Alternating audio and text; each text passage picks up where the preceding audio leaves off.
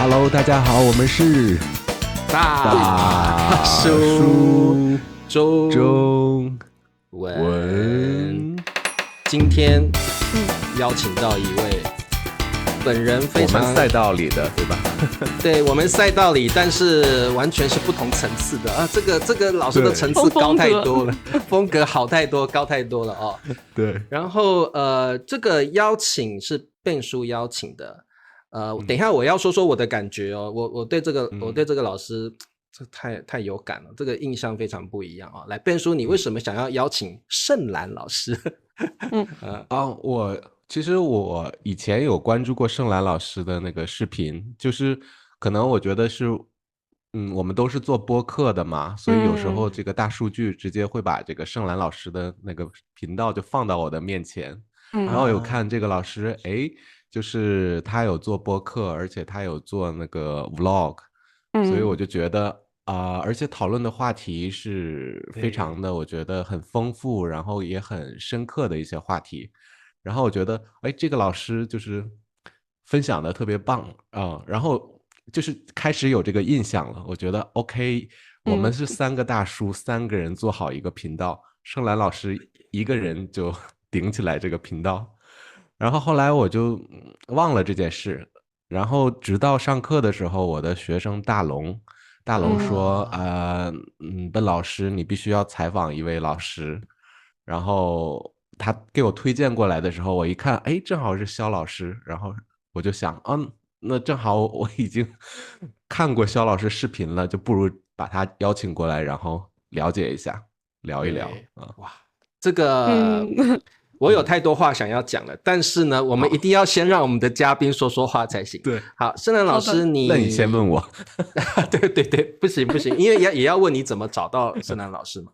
盛兰老师，我想先请你跟我们的观众打个招呼之外，可不可以简单自我介绍一下，让更多的观众认识你？好的。那首先，大叔中文的观众大家好，我叫盛兰，我叫肖盛兰，大家可以叫我盛兰就可以。那我现在呢，我的工作就是教中文和做中文播客，做中文的视频 vlog。对，对，然后我做这件事情已经有3-4年了吧，3年多，不到4年。然后我最开始之所以想到做这件事情，是因为我本身是一个学习外语的学生。我在大学里面，我的专业是俄语语言与文学。俄语啊？对，俄语，俄语，俄很挑战。罗斯语，对。OK，对，所以在学这个俄语的过程当中，我就发现一个很好的方式，就是通过播客来学习语言。所以我就想自己尝试着做一下。但其实我之所以开始做这个播客，最开始并不是因为学习俄语的这个经历，而是学习法语的经历。法语，我当时大学毕业之后，然后我就想重新捡起自己的法语。我在高中高2的时候开始学法语。然后中间法语它不是那个就是高考要考的这个语言，就是你纯属是因为爱好开始学习法语吗？兴趣。对，当时我们的学校，我们的高中有一个法语老师，就是从法国过来的一个老师。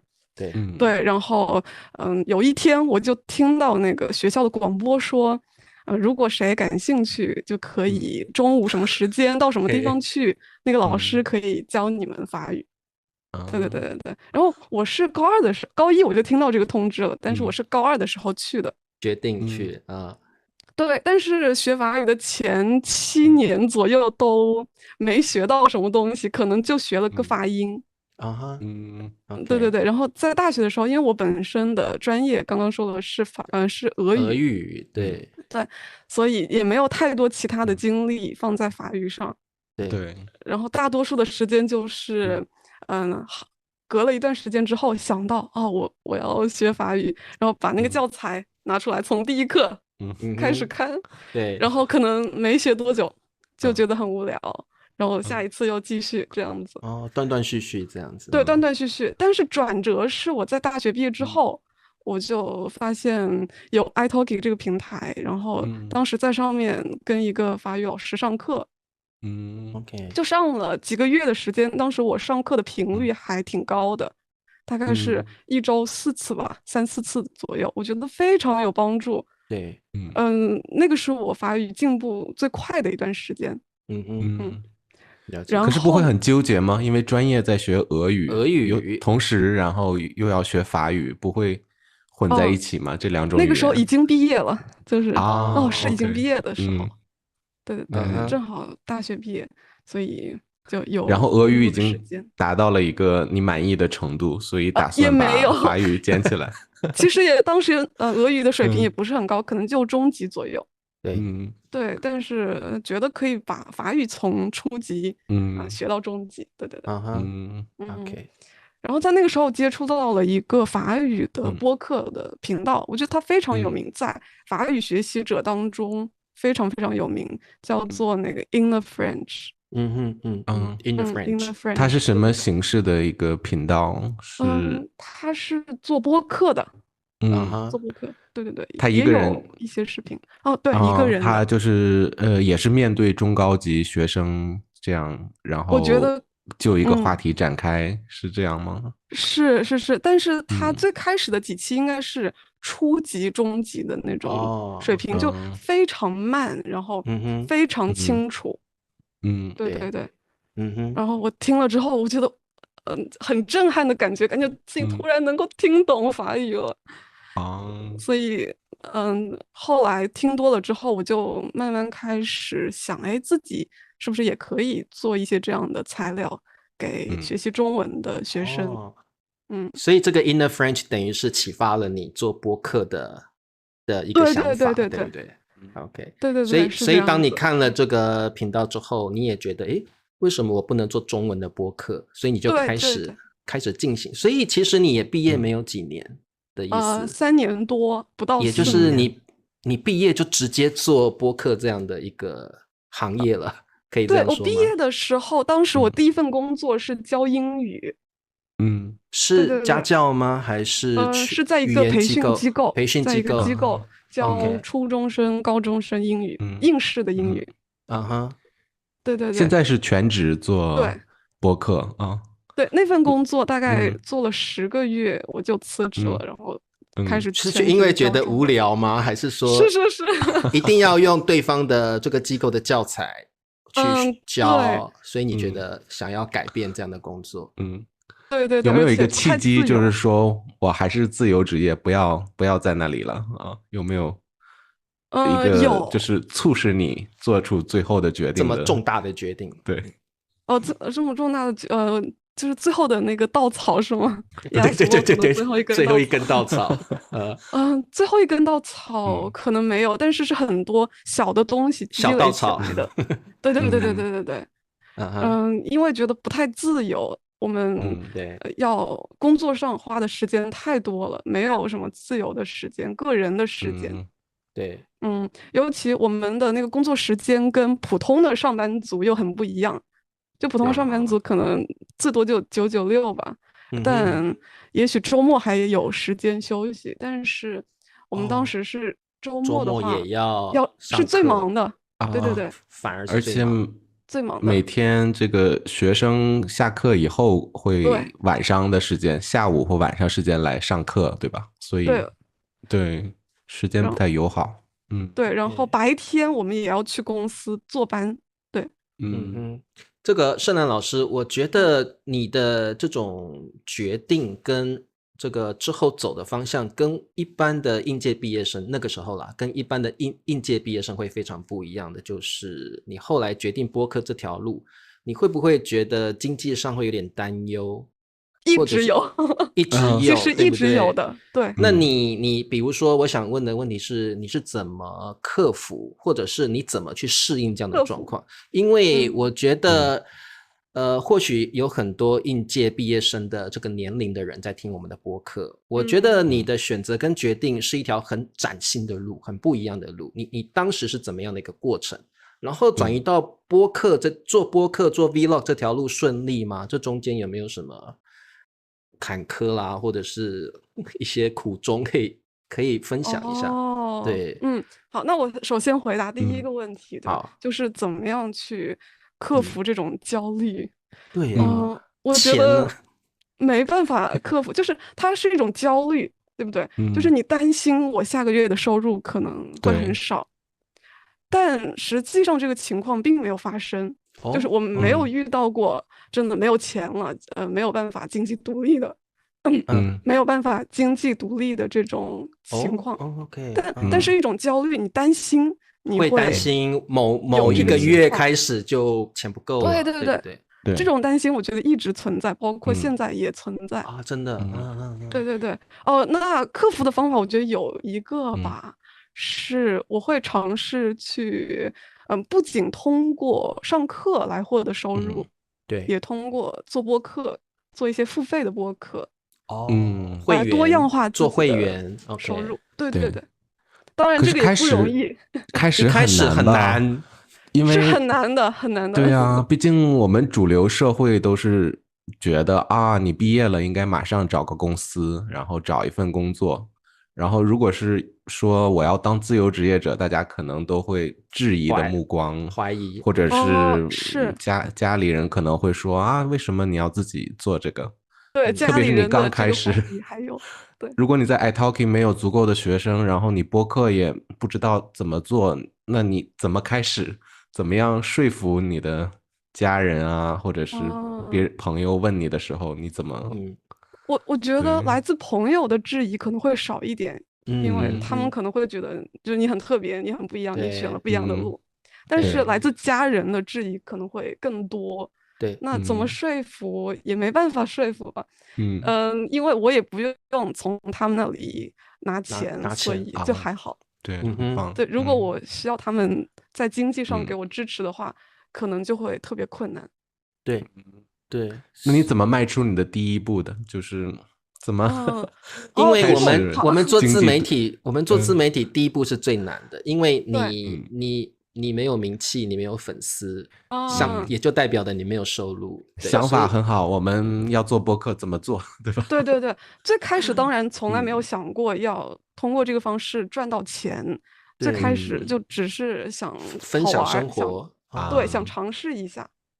对。然后我在培训机构工作的时候，其实就已经开始教学生了。所以等到我在 iTalki 上面的收入比较稳定了之后，就跟我当时在培训班的工资差不多了之后，对，然后我就辞职了。而且当时在这个转型的过程当中，还有一个非常关键的原因是，我虽然当时辞职了，但是我手上还有一些想要跟我继续上课的那个机构的学生。对，所以对，慢慢的过渡到现在，我已经完全不教英语了，完全不教应试考试了。对，对。所以你现在真的不喜欢是吧？真的不喜欢。你不喜欢私教课那种模式，是不是？不喜欢教英语，不喜欢就是英语备考的这种，应试的那种。应试，对。那对，我觉得盛南老师跟我很像对啊，真的。因为我是英文系毕业的嘛，我也教英文，我教英文快要20几年了吧。然后我现在一想到教英文，我就觉得全身发麻，就是很不喜欢，就是有点职业倦怠了。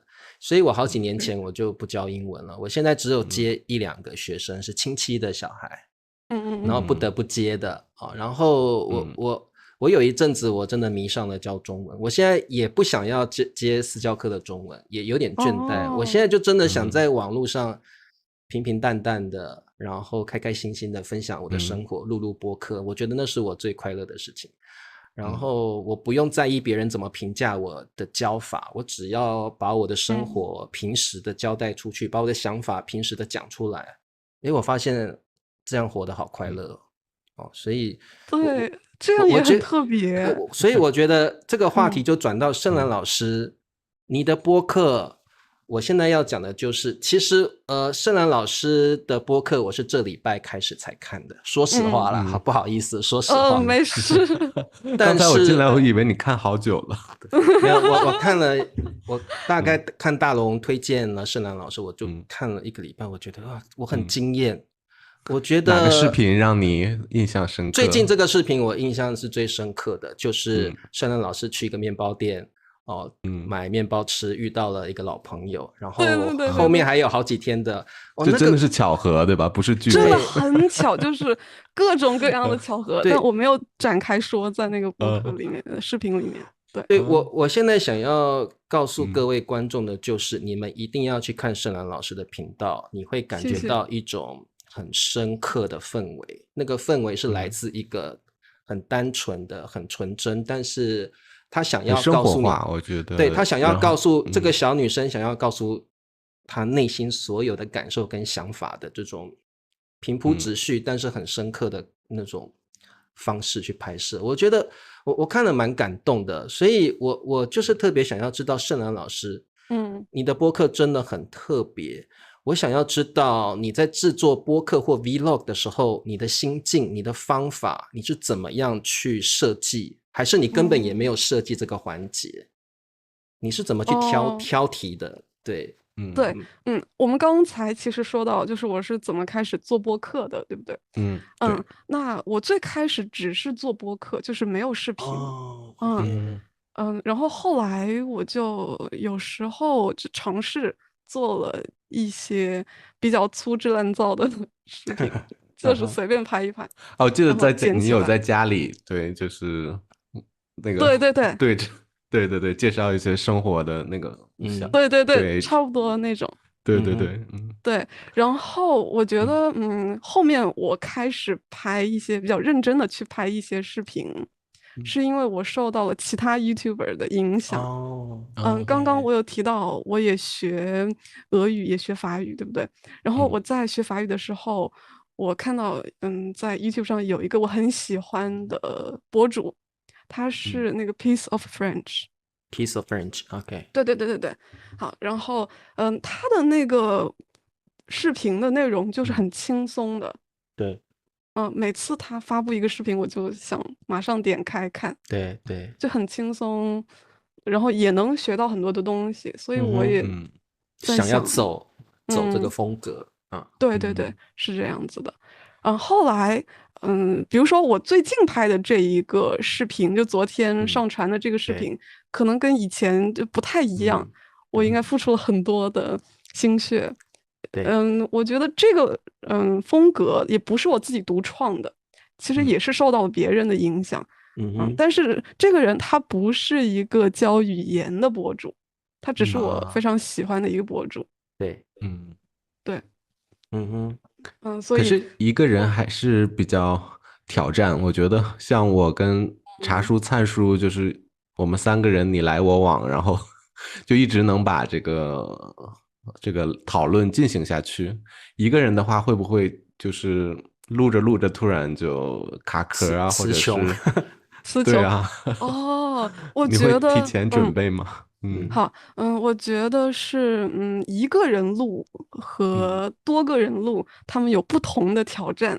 对，因为我这次是和你们第一次多人录这个播客，所以我之前难以想象多人录制的这个困难，因为我觉得太难了。比如说，我们平时和朋友说话的时候，不会把每句话都说得特别清楚。对吧？而且这个话题是跳来跳去的。对，是的。所以要做成能够给中文学习者看的，能够对他们有帮助的，我觉得也不太容易。对，所以这是我为什么选择自己一个人录播客的原因。对。然后至于Ben老师刚刚说一个人录的话，会不会录着就卡壳？然后不知道说什么。最开始的时候，我录那种比较严肃的话题的长篇的播客，那个时候就是会提前写稿子。OK。对，写文字稿，然后再录，那样比较简单。对，对，然后后来一些比较轻松的话题的这种播客，我就是会先想好一个话题，对，然后写一下大概的提纲，然后开始录。当然，录的时候也不是非常顺利，然后从录制到结束，一次性结束，不是这样子的，也是会卡壳，然后暂停，然后再重新开始，这种。哇。对，这个我觉得我不得不说，盛兰老师的氛围，视频的氛围我特别喜欢。我看了几个视频，我就真的算是深深爱上这个频道啊。包括他会讨论很多一些社会的主题，社会的话题。然后我觉得更有意思的就是盛兰老师是娓娓道来那种感觉，好像他在跟你闲聊。然后我很想知道，可能我这个问题比较浮泛一点，但是我很想知道，盛兰老师可能是什么原因造成你的个性跟你这样铺陈的方式？我想问的是小时候生活环境的影响吗？还是长大之后你坚持想要走播客这条路的影响？还是有没有什么特别的事件让你有这样的一个创造出这样氛围的一种个性或形式？我不知道，就是这个氛围是一种什么样的氛围。那至于说这种娓娓道来，在我的理解来看，是说话比较慢，然后比较清楚。这个可能是专门为了想要让中文学习者能够听得懂，对，让他们理解起来比较方便。另外，也跟我自己本身说话的特点也有关系。我平时说话其实就不太快。就是比较慢的，对。之前我教英文的时候，然后我们当时需要培训，需要磨课，对啊，然后我记得当时我的老师就指出我的一个缺点，说你说话太慢了，学生会睡着的。对，然后但是我觉得这个特点可能这个是优势，我觉得这个是优点，教中文的优势。对，教中文来说可能比较适合，但是就不太适合去教中国学生英文。对，但是我觉得，就是做这个播客或者是做 vlog 的话，我觉得这个主播一般那个也有一些演的成分，或者是像我跟茶树在这边，我们的表情真的是很丰富，对。但是盛兰老师给我们的感觉就是很真实，就像我们身边的那个好朋友，不会跟我们就是有那种主播的感觉，就像真的邻家那个女孩，然后就是我觉得你是生活中的真实的人，就是特别是最近这个视频，我觉得盛兰是真心想要告诉大家他的生活，他想要真心告诉大家他心里的感受那种感觉，对，对，刚刚那个笨叔说。就是有很多演的成分，像我们在这大说中文，对，尤其是拍 vlog，是绝对有那个演的成分。比如说我拍那个视频的时候，就遇到这种感觉，就有这种感觉。当时我有一些镜头是要把那个三脚架架在一个地方，然后自己跑过去演一遍开门之类的。那这个还是要演的，那个是补画面啦，那个算是要补那个画面而已啦。对，真的有很多演的成分在里面，而且，我其实拍这个 vlog 的，怎么说，效率也不是很高。我就是每次发布这个 vlog 的频率不是太高。发布 vlog 的频率不是太高，也是因为有的时候我想好了，今天我要出门去拍一个 vlog， 但是到了那里之后，我就不想拍了，因为真的很麻烦，你要架那个三脚架，对，然后要找那个画面，找角度，就挺麻烦的。对，还有可能还有路人就是在那瞅啊，然后可能我们拍 vlog 会特别在意别人的眼光，会觉得你在干嘛，然后是的，对这个尤其对我这个人就是不喜欢人家对我指指点点的那种人，所以我就觉得拍 Vlog 对我来讲是一个很大很大的挑战，我没有办法，我可能没有办法接受，因为我的个性比较内向，而且我不喜欢人家注意到我。但是你拍 Vlog， 你就必须得让别人注意到你，因为而且你要把镜头怼到别人脸上，这个我也觉得不好意思，你也怕别人会拒绝或什么。所以盛兰老师，你会怎么去克服？我不晓得你的个性是内向还是外向，然后内向，非常内向。那你必须要走 Vlog 这样的形式，你怎么克服你内心的那个魔鬼？怎么去克服内心一直说，可能你今天要来录了，发现很多人在看着你，你可能那个心又开始往后退了，对不对？对对对，那个时候，有一些时候真的就放弃了，就不录了。但另外一些时候的话，就是等路人走开，等他们走了之后，你再录，你再说话。对对对，是这样。所以你跟别人交流的这个场景是不会录下来的，只是从你自己的独白这边，你自己的生活录比如说你跟别人买东西啊，或者是聊天的时候，这个画面是不会被记录下来的，对不对？对，我觉得这个很难记录，很难记录。对对，每次这个真的很难，我不敢。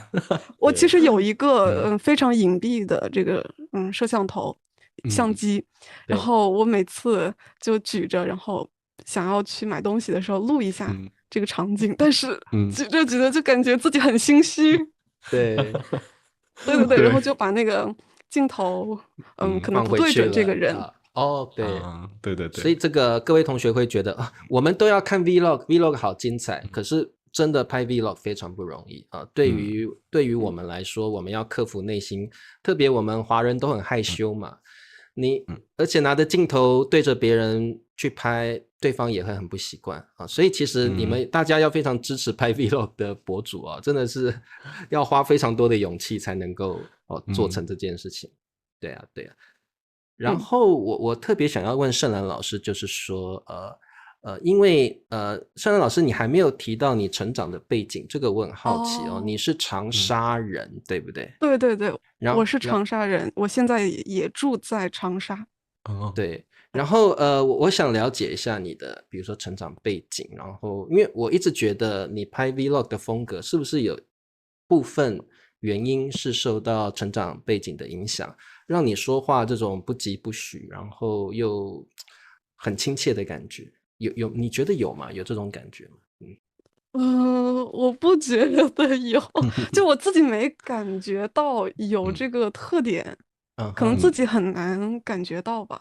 对，但是旁人会感受到很强烈的感觉。我觉得特别以我的角度去看你的视频，我会觉得你内心有很多东西想要传达给别人，但是你通过的方式是日常的东西，或者通过一个主题，所以包括你说话的用的词汇，然后包括那种很亲和的那种语气，我都觉得是一种很独特的感受。对。我觉得是不是长沙人的特点呢？因为不是还不太了解。长沙人完全不是这样，完全相反，是非常泼辣。因为长沙不是感觉好像很生活，这种烟火气很浓，对对对，然后大家很放松，很松弛，没有那种快节奏的感觉，是不是这样？长沙是这样，但是长沙人的特点，我觉得是完全相反，跟我们刚刚形容的。长沙人比较泼辣、直接，非常凶，真的。然后很喜欢骂人。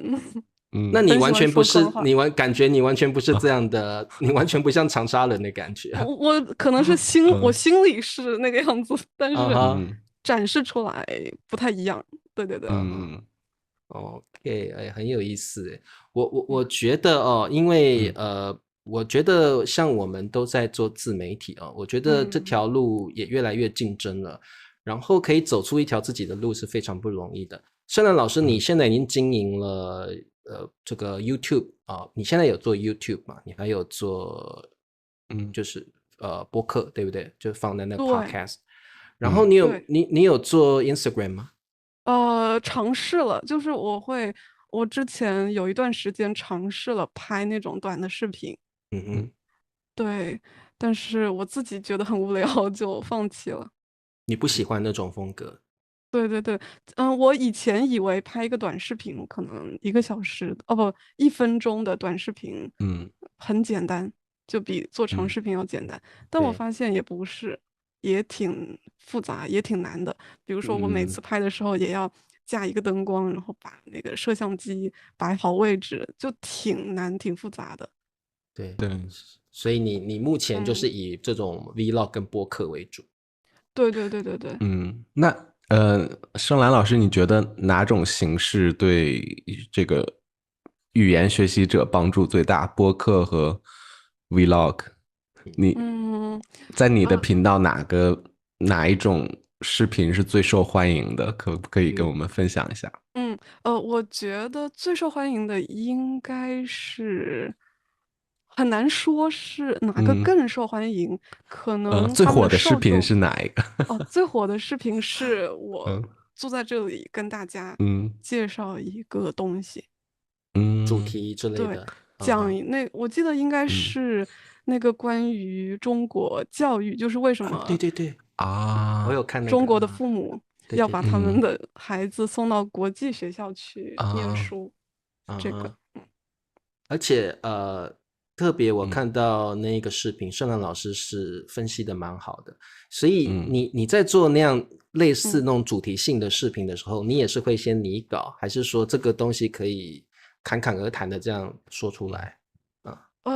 不是侃侃而谈，但是也没有写稿，所以就是当时我有这个想法之后，我大概就想了一下这个视频我要怎么样去结构，它的结构是什么样子的，然后我就架好摄像机，灯光就看着摄像头就这样子，摄像头录，但录了很长时间，因为磕磕巴巴的，就说的磕磕巴巴的，对。我以前也有想过要不要买一个那种提词器，那样会更快一点，就是你工作流会更顺畅一点，对吧？但是我觉得我自己在看视频的时候，如果那个说口播的主播他是看着提词器的，非常明显，你能够看出来，没有那个交流感了。对对对，没错。对对对，所以就没花那个钱。笨叔，我发现盛兰老师跟我们有一个不一样的特点，就是我们3位大叔的特点都是一样，就是我们不会很在意我们的仪器啦，或者是工具。但是我发现我们3个连那个大框都没有，我们3个每次都是今天聊什么，聊这个主题 ，OK， 那我们上来就聊吧。对，然后我发现盛兰老师这一点个性就跟我们截然不同，因为我发现盛兰老师的麦克风专业。灯光专业啊！你发现我打灯了是吗？对，然后这里有一个大灯，看你的打灯的方向啦，还有麦克风，就知道，我觉得你做事情是很严谨的人，就是希望。而且盛兰老师每次听完我们的问题，就是提问之后会分析里边有几个问题，然后就是很有条理的回答，我觉得。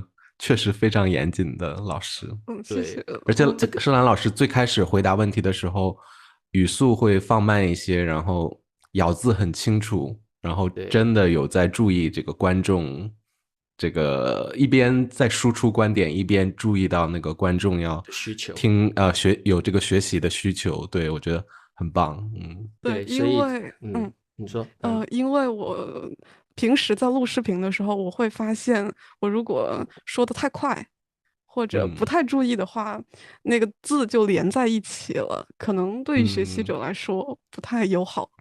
对，所以那就灿叔啊，反正他不在说他坏话是吧？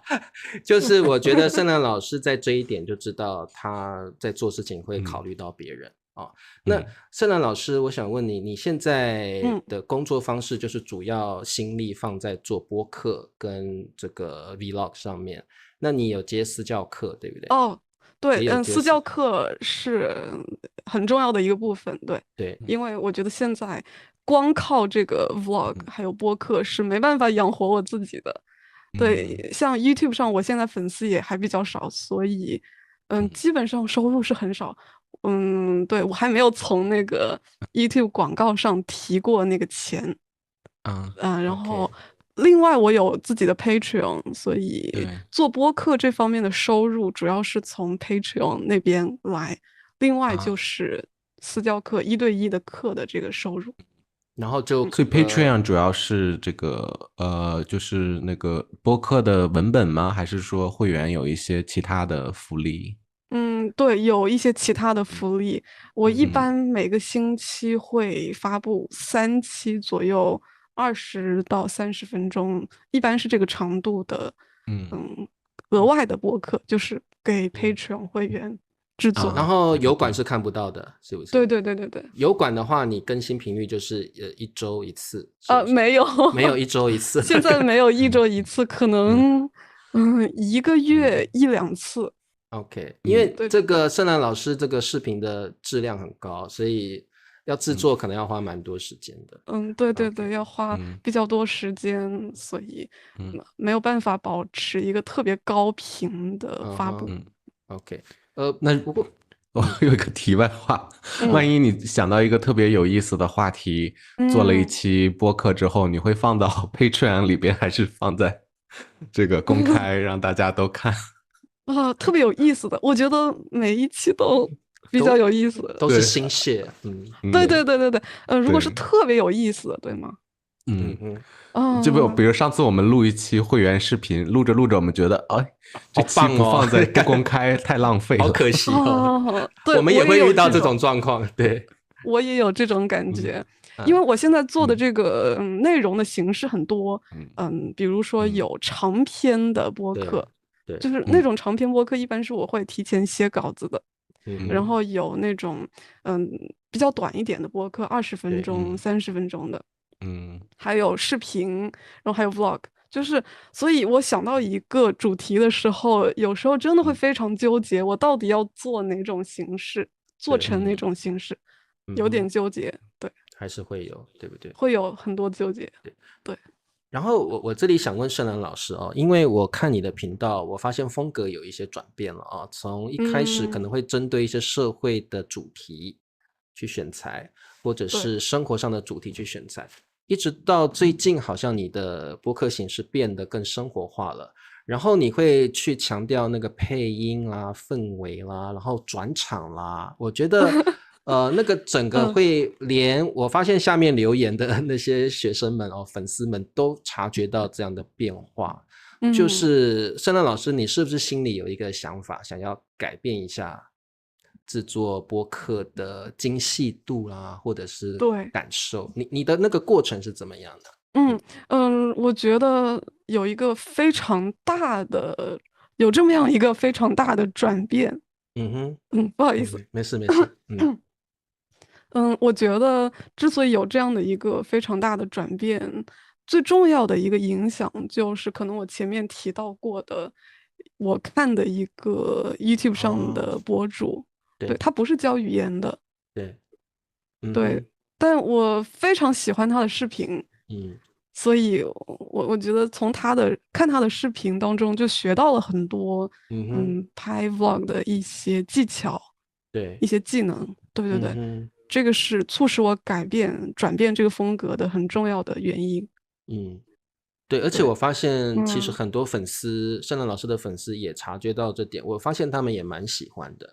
我发现现在就是我们虽然就是中文老师，但是我们也是人，对不对？我们也很想要把内心的感受跟感动，还有日常生活可能你觉得平淡无奇的事情，但是当你分享出来之后，我们会有很认同的感觉，然后会有共鸣。我觉得这个就是一个很好的中文老师可以教大家学中文的方式，就是生活就是学习，生活就是一种学习。对，我刚刚还想到，就是我之所以想做这种生活化的 vlog、生活化的视频的一个很重要的原因是，我很多时候做这个内容，我会把自己放在一个学习者的角度去想，因为我自己也学习外语，然后我在想的是，我听了很多俄语、法语的播客，但是我平时比较少看就俄罗斯的人他们拍的那些 vlog， 或者法国人拍的 vlog， 我其实还挺好奇他们的日常生活是什么样子的。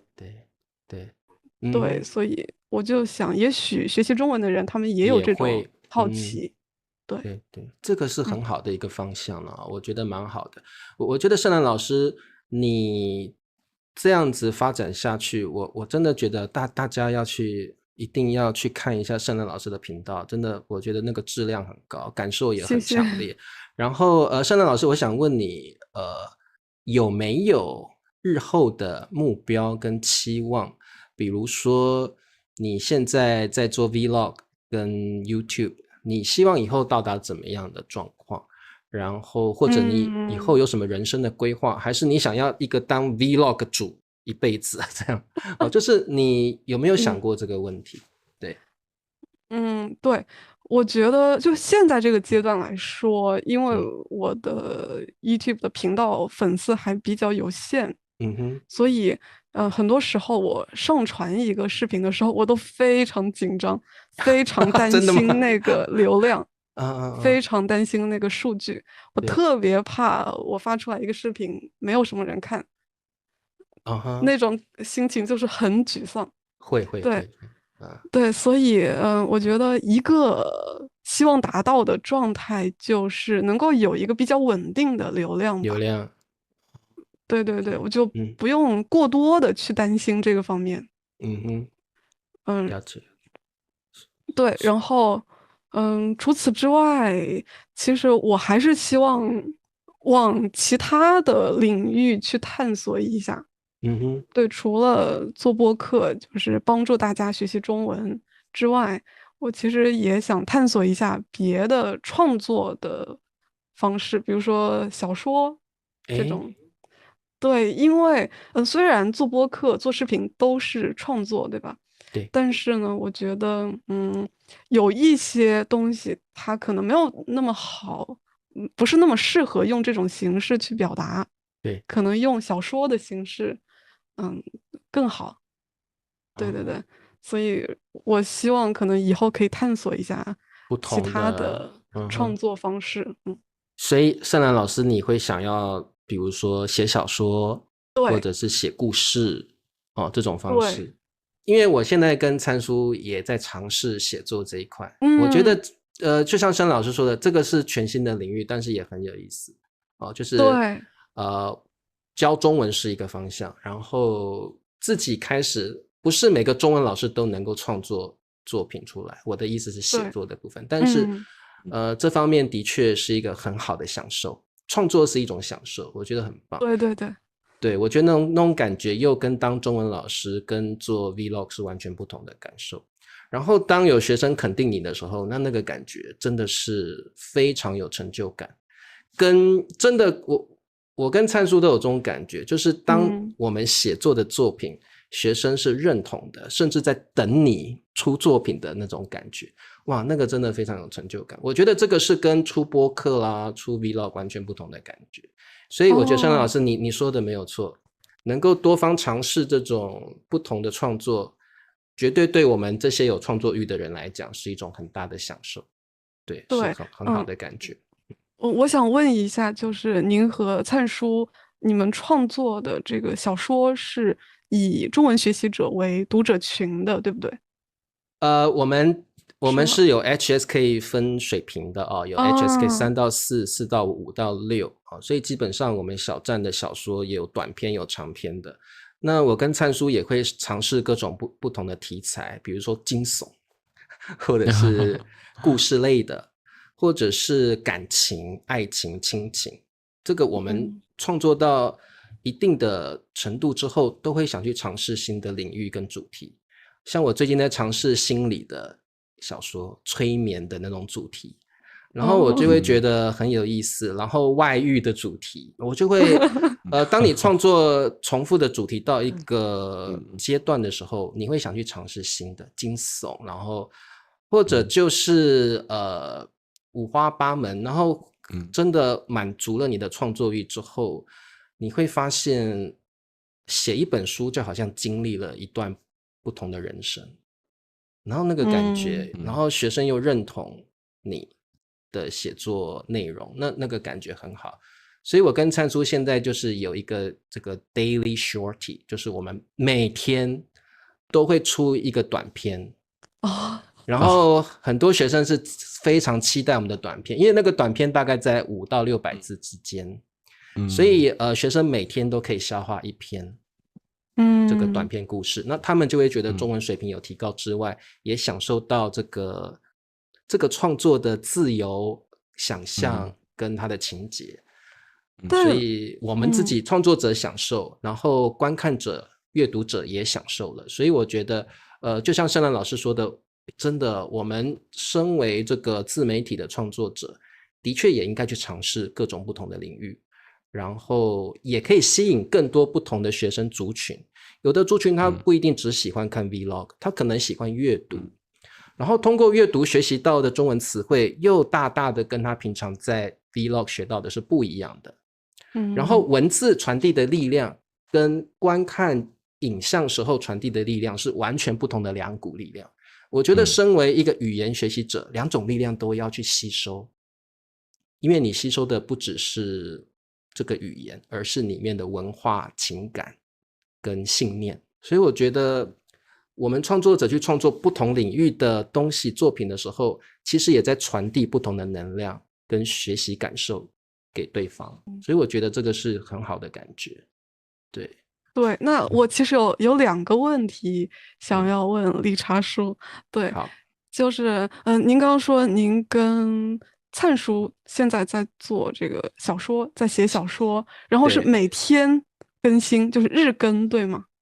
我们这个短篇的对吗？对，我们大叔小站有我们因为这个我们也在就是找会员赚钱嘛，然后我们大叔小站有两种会员，一个叫小书虫，小书虫会有 daily word， 我们会每天给他一个流行词汇学习，2个像可能键盘侠啦，或者是什么失眠啦，什么类似这些词汇，让他们学习一些单词之外，还有 daily shorty， 就是我跟灿叔每天会出一篇短篇，500字到600字的短篇，然后还有长篇，我们还会长篇，一个礼拜大概出2到3篇长篇，那故事会比较长，是小说形式。然后另外一个会员叫小学生，那就是我们另外会出视频，那这个视频也是分水平的，3到4、4到5、5到6，然后一样是把我们的生活用播客 vlog 的方式分享出去。对，所以最主要我们是另外有做这个东西。那我觉得这个创作跟做大叔中文的感受就很不一样。我觉得我是有创作欲的那种人，当你把创作欲分享出去的时候，你就觉得那种感受很特别，就是希望大家知道我在想什么。对，因为大叔啊播客啊 vlog 我觉得还是有局限性的，这个就是如果是你小说的话，你那个想象力是可以发散出去的，可以创作各种各样的故事。还有你把人写死了也无所谓。还有特别是我觉得我们像我们做大叔做了2年多了，我真的发现有很多学生就是各种各样的人，各种各样的学生都有。有的学生是对于影像有很强的感知力，所以他喜欢 vlog， 他喜欢声音播客。有的学生是对文字有很强烈的感受，是他喜欢作品，他喜欢去咀嚼情节，他喜欢去感受角色，他喜欢去分享情绪。那这个书跟小说的形式，故事的形式，他就非常喜欢。所以我觉得我们如果能够满足这些族群的学生，一方面也是把我们这个中文的美传递出去，所以我个人是很喜欢的。对，我自己在教学生的时候，我也会发现，真的每个学生他们都不太一样。有一些学生可能更偏好于听播客、看视频，有一些学生他们真的就比较喜欢通过阅读的方式来学习。对，而且阅读有一些词汇是他平常听播客是学不到的，然后也很美，很美。有的文字写在小说里，写在故事里，它就是一种美感，它就是让你可以想到那个画面，充满了画面感的文字。然后我们也很难想象，你可以从文字里面感受到很强烈的情绪，对方的孤独，对方的伤心难过，分手时候那种撕心裂肺的那种痛苦，你竟然可以从文字字里行间中感受到。所以你会发现阅读是呈现一种文字力量很好的形式，那这个可能是播客或者是vlog 呈现不出来的东西。所以我也很建议这个很多中文老师也可以去尝试创作文字这条方向，我觉得这个也是蛮好的。对对对。然后刚刚我想问的问题其实是就是你们每天都要更新一个短篇的片段是吗？故事，对对，那每天这个压力是不是很大？完全没压力啊，因为茶叔和灿叔是特别喜欢文学创作的，他们两个小时候的那个梦想啊，就是当作家，对，而且所以这个是在他们的舒适圈里。而且我说是每天发布一个 daily shorty 的故事，其实我都会多创作好多个故事等着，因为我可能看了一个 MV 啊，这歌好好听，我就想到一个灵感，我就创作一个故事出来。我可能今天看到我身边的人发生了一些分手或者是不开心的事情，我又想到一个情节出来。我可能看到一个电影怎么样，我就想到，我就觉得对我来说，这个是最美好的事情，就是把我所见所闻，用自己的方式改编之后，变成一篇感人，或者是痛苦、分离、相聚、重逢，这种感觉，我觉得我巴不得每天都要把这种创作的情绪给发泄出来，所以对我来说一点压力都没有，而且我很享受。比做播客比做油管还有我以前觉得像我们这样聊天我是很 enjoy 的，我是很开心的，但我觉得你很擅长对，我也很喜欢这样聊之外，我发现写作我更喜欢了，所以当我们做大叔小站的时候，那种强烈的创作欲让我会觉得哇，我真的觉得很享受。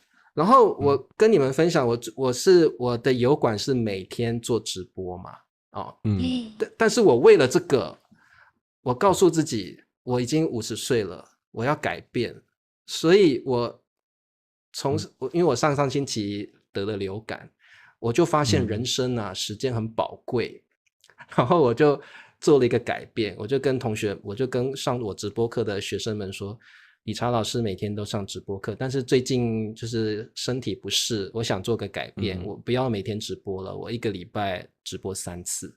其实同学们都很支持你，老师你想做什么就做什么，但是健康最重要。那一方面我很感动，学生都很支持我，很为我着想之外，其实我内心有个想法，就是我希望现在的自己能够更创作出很多好东西，不要说好东西，我自己喜欢的东西。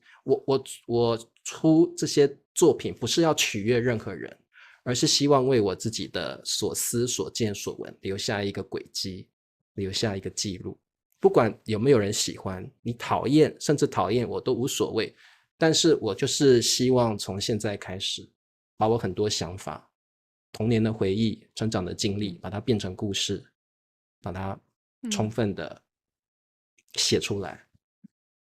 然后当我自己去回顾自己写的东西的时候，会觉得哇，自己好像又回到了某一个阶段的那个时期，我又看到了什么东西，所以我有那样的一个感触，那样的共鸣，那样的想法。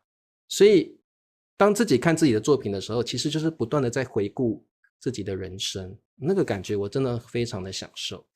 对，然后我会觉得我到这个年纪了，要把握时间，多留下一些这些东西下来。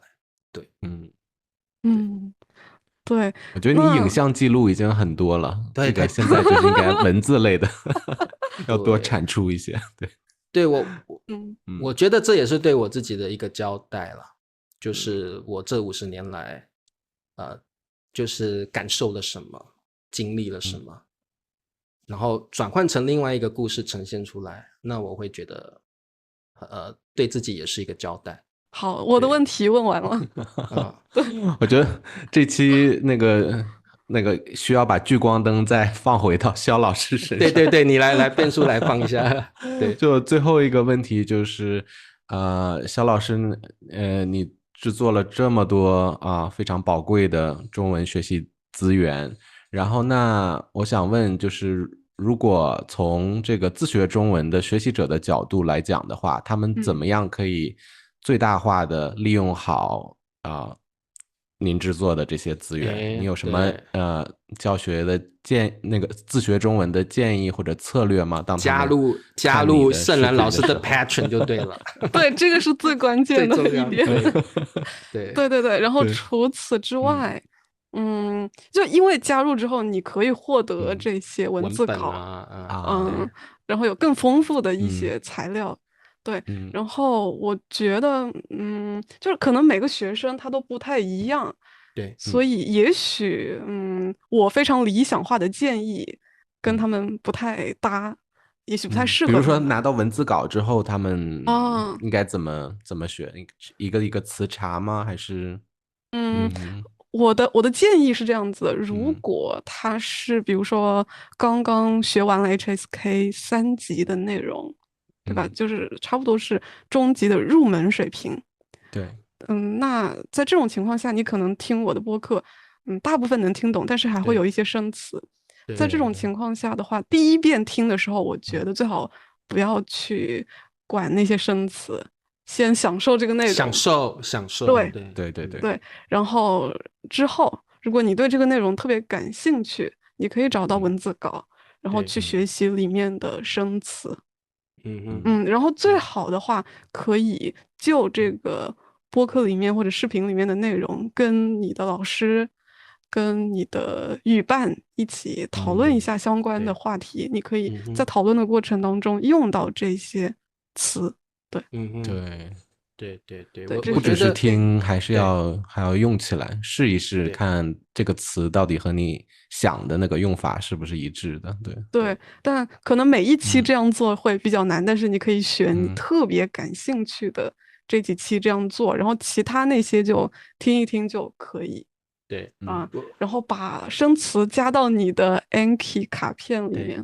对，我特别觉得盛兰老师的视频或 Vlog 是拿来享受的啦，所以各位我个人建议大家第一遍绝对不要管学习，不要管什么，把那个抛诸脑后，先享受的沉浸式的好好的把盛兰老师的视频 Vlog 感受一遍之后，再去思考学习的东西。我觉得学习中文当然大家希望把水平提升，但是去感受作者想要表达的那种想法，我觉得那个也很重要所以盛兰老师的 Vlog 绝对适合这样做。你先什么都不管的去感受一遍，看看里面的场景，听听盛兰老师的声调，听听盛兰老师的说话，你真的会觉得学中文还有更多东西可以体会。好的，哇，谢谢，太棒了这一期我们也是获益良多了好，那今天呢就跟盛兰老师聊到这儿。盛兰老师你还有接私教课嘛，对不对？对，我有接学生。对，所以如果有同学有兴趣喜欢盛兰老师的我们会在下面留盛兰老师视频下面会有盛兰老师的这个上课的链接，还有他的频道的链接都在下面。对，欢迎大家去订阅，我觉得真的很棒然后我也相信盛兰老师日后出的 Vlog 会更好，更有氛围感我加油。好，那今天就跟盛兰老师聊到这儿，谢谢盛兰老师来参加我们的访问。那很高兴跟你们聊天。各位中文学习者，你们是中级水平的学生吗？想跟2位大叔每天一起学中文吗？欢迎加入大叔小站的会员，我们有 Daily Word、Daily Shorty， 还有 EPUB 电子书，还有各种主题的视频，包括 Easy Story、成语话题、日常话题、中国话题、人生话题、心理话题、赶紧加入我们的会员吧。对，好 ，OK， 那我们就下一次再见喽，大家拜拜，下次见，拜拜，拜拜，拜拜。